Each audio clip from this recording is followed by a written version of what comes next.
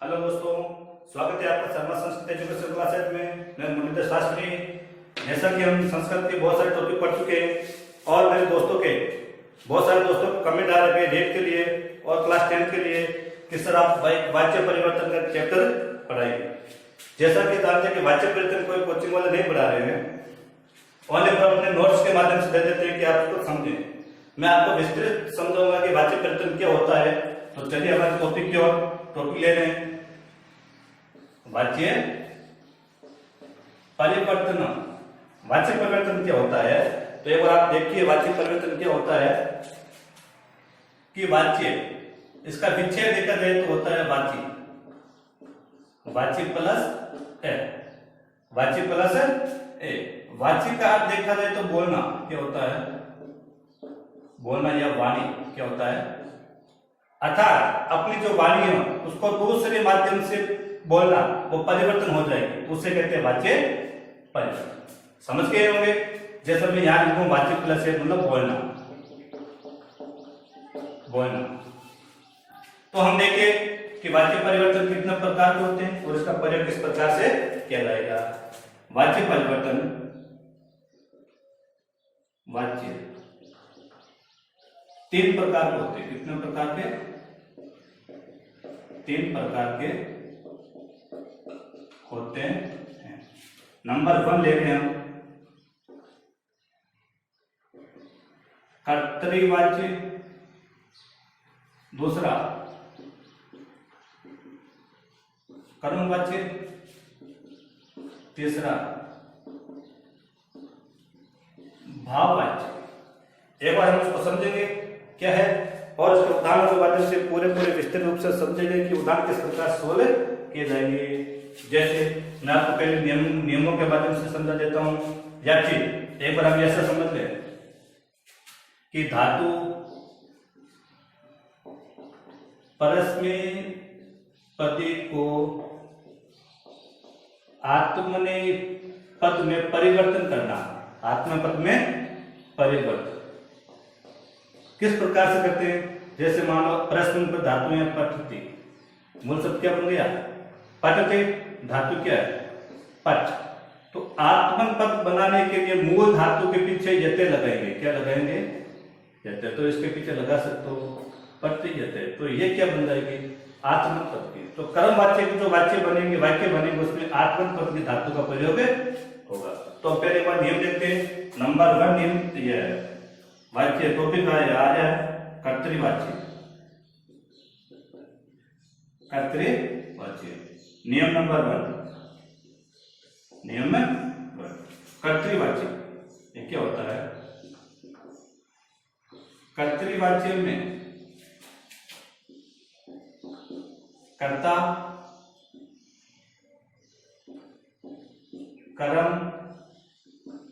और क्रिया तीनों होते हैं। ये सामान्य रूप से सभी होंगे। तो नंबर 2 से ले रहे हैं। कर्तृवाच्य में कर्ता में प्रथमा विभक्ति होती है। सामान्यतः यह निश्चित रूप से क्या होगी? प्रथमा विभक्ति है। तीसरा नियम, कर्तृवाच्य में कर्म में द्वितीय विभक्ति होगी। द्वितीय विभक्ति होगी। चौथा नियम, कर्तृवाच्य में क्रिया कर्ता के अनुसार आएगी। यहां वेरी इंपॉर्टेंट नियम होगा कि क्रिया के या कर्ता के अनुसार क्या लिया है? क्रिया। तो उस वाच्य को क्या कहेंगे? कर्तृवाच्य। तो हम इसका नियम सूत्रों के माध्यम से देखें तो सूत्रीय नियम क्या कहता है? कर्ता में कौन सी विभक्ति होगी? प्रथमा। लिख लिया। आगे लिखा कि कर्म में कौन सी होगी? द्वितीय। आगे लिखा क्रिया किसके अनुसार आएगी? कर्ता के। तो कर्ता में कौन सी है? प्रथमा। तो क्रिया भी किसका आएगी? प्रथमा। तो हम इस प्रकार कह सकते हैं 21 1 2 1। जैसे मैं लिखूं अहम पुस्तकम पठामि। यदि अहम आपको पता है कि प्रथमा विभक्ति है तो निश्चित रूप से पठामि प्रथमा विभक्ति कर्ता के अनुसार ही आई है। अपना हमारी पुस्तक कौन सी विभक्ति हो गई? द्वितीय विभक्ति। ये तो नियम हो गए किसके? कर्तृवाच्य के। दूसरे वाच्य में देखते हैं नियम नंबर, जैसे कर्मवाच्य के नियम। किसके? कर्मवाच्य के नियम। जैसे यहां लिखते हैं कर्म वाच्य 2 नंबर। नियम नंबर 1, नियम 1 कर्मवाच्य। इसका अर्थ यह हो गया कि कर्म के अनुसार क्रिया, कर्म के अनुसार क्रिया। अधिकांश विद्यार्थी यहाँ मिस्टेक करते हैं, यही गलती होती है, थोड़ा ध्यान रखें। कैसे आएगी मैं समझाऊंगा विस्तृत रूप से आपको। नियम नंबर 1 कहता है कि कर्मवाच्य में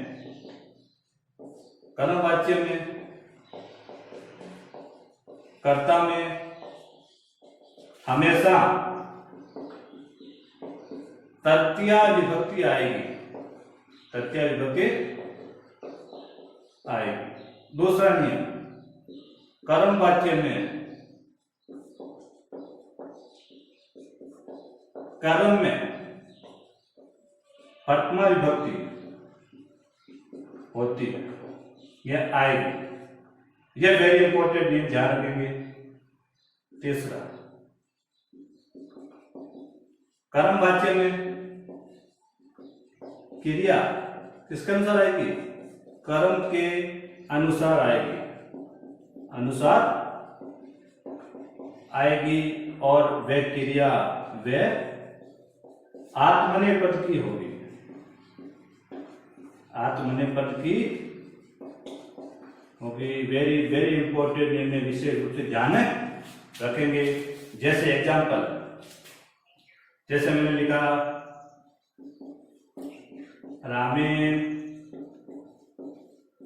पुस्तकम पठ्यते। जैसे रामेण विभक्ति कौन सी हो गई? तृतीय विभक्ति। पुस्तकों में कौन सी है? क्योंकि नपुंसकलिंग शब्द पुस्तकम पुस्तके पुस्तकानि वापिस ही आएगा, पुस्तकम पुस्तके पुस्तकानि।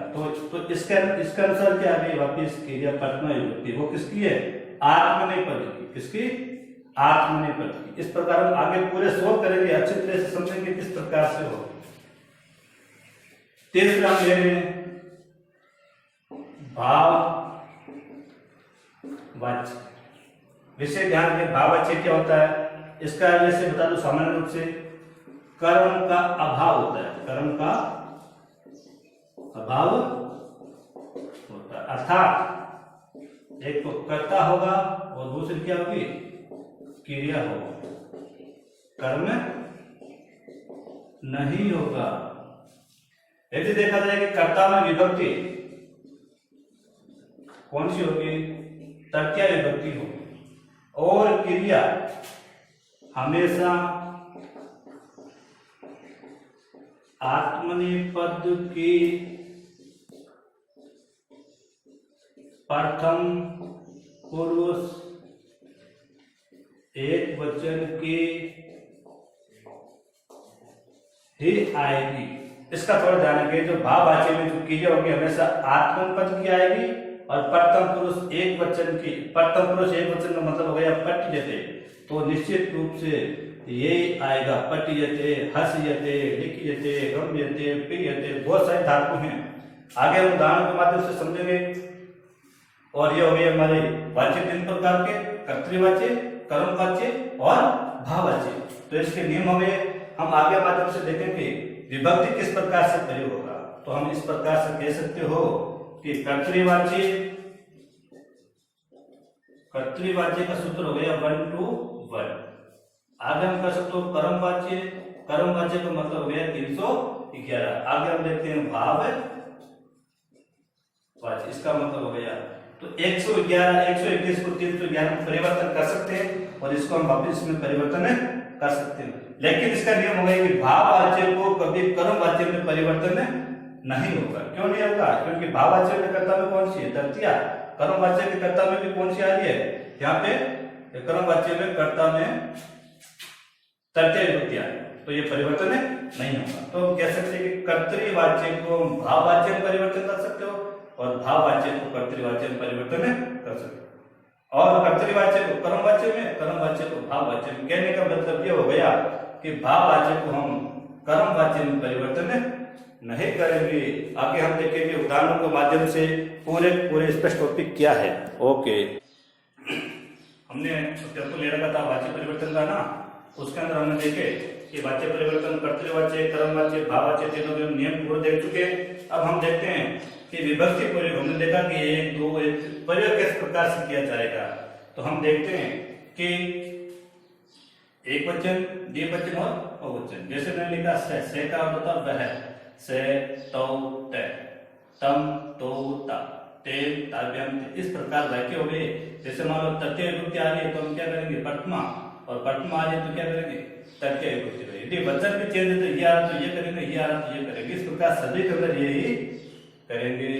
तो आगे हम देखें, सा का मतलब वह स्त्रीलिंग, एहम का मतलब मैं, त्वम का मतलब तुम, इयम का मतलब ये है। अर्थात ये सारे शब्द क्या हैं, सर्वनाम शब्द। अधिकांश सर्वनाम शब्दों का प्रयोग होता है और अधिकांश बोलचाल की भाषा में राम शब्द आता है, रामे राम रामा। तो राम की प्रथमा विभक्ति, द्वितीय विभक्ति और तृतीय विभक्ति। तो ये तो हमने ले लिया पुल्लिंग का, रमा शब्द ये ले लिया हमने स्त्रीलिंग का, और फल शब्द ले लिया हमने नपुंसकलिंग का। एक पुस्तक के साथ में ले रखे हमने नोट लिखा कि जो ग्राम, श्लोक, पाठ और ग्रंथ, ये सारे शब्द किसके होंगे, पुल्लिंग के हैं। आगे हमने देखा कि धातु, कभी जैसे कर्तृवाच्य में तो धातु प्रश्न पद की होती है, लेकिन कर्मवाच्य में आत्मन पद की प्रयोग किया जाता है। तो आत्मन पद को बनाने के लिए मैंने पिछले में बताया कि मूल धातु के पीछे क्या लगेंगे, यते लगेंगे। यदि द्विवचन का होगा तो यते हो जाएगा, यदि बहुवचन का हो तो यन्ते हो जाएगा। तो हम देखते हैं यहाँ पे जो पट है, इसको आत्मन पद बनाएंगे तो मूल धातु क्या पट पीछे लगा दिया यते, पट यते, द्विवचन में पट यते, बहुवचन में पट यन्ते। लिखते में लिखियते, लिखियन्ते, ये लिखियन्ते। विभूति का मतलब होता है पा धातु, आकारांत धातु में आ का ई होता है, सूत्र का होता है इत यति, वो कहता है पी यते, पी यते, पी यन्ते। उसी प्रकार गा धातु में आकारांत है, गा का हुआ ई, तो घी यते, घी यते, घी यन्ते। अब हम उदाहरणों के माध्यम से समझेंगे, 5 उदाहरण समझूंगा और जितने भी उदाहरण मैंने पीडीएफ फाइल के माध्यम से समझा दूंगा। जैसे हम नंबर 1 उदाहरण ले रहे हैं, से पाठम पठती, तो हमें पहले देखना पड़ेगा कि कर्ता में विभक्ति कौन सी है। यदि मान लो कर्ता में विभक्ति का पता चल गया कि पटमा विभक्ति है, तो वाच्य तो कौन सा होगा, कर्तृवाच्य, तो परिवर्तन किसमें होगा, कर्मवाच्य में। यदि मान लो कर्ता में तृतीय विभक्ति होती तो कौन सा होता, क्रमवाच्य, तो परिवर्तन किसमें करते, कर्तृवाच्य। तो यहाँ पर मैंने लिखा कि से पाठम पठती, तो इसका हुआ 1, 2 और 1, यह हुई विभक्ति। अब हम परिवर्तन किसमें करेंगे, कर्मवाच्य। तो कर्मवाच्य में करेंगे तो इसकी कौन सी विभक्ति करेंगे, तृतीय विभक्ति करेंगे। तो हम आइए से का रूप देखते हैं, यह रास है, से का तृतीय विभक्ति क्या होती है, ते। तो हम क्या करेंगे इसके माध्यम से, ते।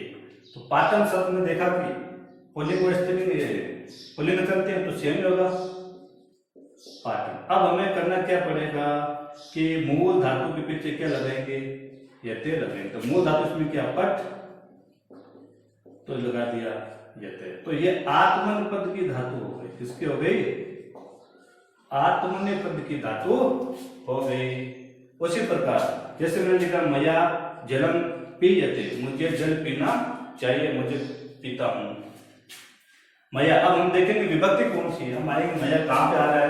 जैसे हमने लिखा अहम, अहम का अर्थ होता मैं, तो मया किसकी विभक्ति होगी, अहम की तृतीय विभक्ति क्या होती है, मया। तो इसका मतलब तृतीय विभक्ति यहाँ करेंगे तो ये अपना आप ही एक वचन हो जाएंगे। यदि तृतीय विभक्ति कर्ता मान तो वाच्य कौन सा है, कर्मवाच्य। तो हम इसका परिवर्तन किसमें करेंगे, कर्तृवाच्य। कर्तृवाच्य के नियम में 1 to 1। तो मया का एक वचन में करेंगे तो क्या बनेगा, यहाँ पे लिखा है अहम, क्या लिखा है, अहम। जलम का जलम होगा।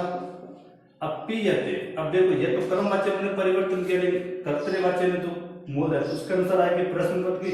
तो अहम के साथ में क्या आता है, पठान, कर सकते हो। उसी प्रकार यहाँ पे लिखा अहम श्लोको पठामि। इस वाक्य को अच्छी तरह से समझेंगे। अधिकांश विद्यार्थी मेरे यहाँ पे गलत कर देते हैं, समझेंगे ध्यान से। अहम प्रथमा है तो क्या करेंगे, तृतीया, तो क्या हो गया मैया। अब देखो ये श्लोक का शब्द क्या है, द्विवचन पर है, तो ये देखो पुलिंग मारे, तो इसको दोनों वचन श्लोके, श्लोको, श्लोकः, वापिस द्विवचन ये बनेगा, तो ये बनेगा तो वापिस का क्या लिखेंगे, श्लोको लिखेंगे। अब देखते हैं कि भाई इसके अनुसार तो क्या है क्रिया, या इसके अनुसार वापिस क्या आएगी, अब क्रिया किसके अनुसार आएगी, कर्म के अनुसार। तो कर्म क्या, श्लोक, श्लोक में विभक्ति कौन सी है, द्वितीय विभक्ति है, तो इसके अनुसार हम करेंगे। तो क्या करेंगे, जैसे पठामी है तो इसके हम क्या करेंगे, पठयते करेंगे, तो वाच्य कौन सा हो जाएगा, यहाँ पे पठयते नहीं करेंगे क्योंकि श्लोक द्विवचन है, कर्म के अनुसार क्रिया होगी इस प्रकार। उसी प्रकार राम का जो हो गया तृतीय विभक्ति रामे, क्या हो गया रामे।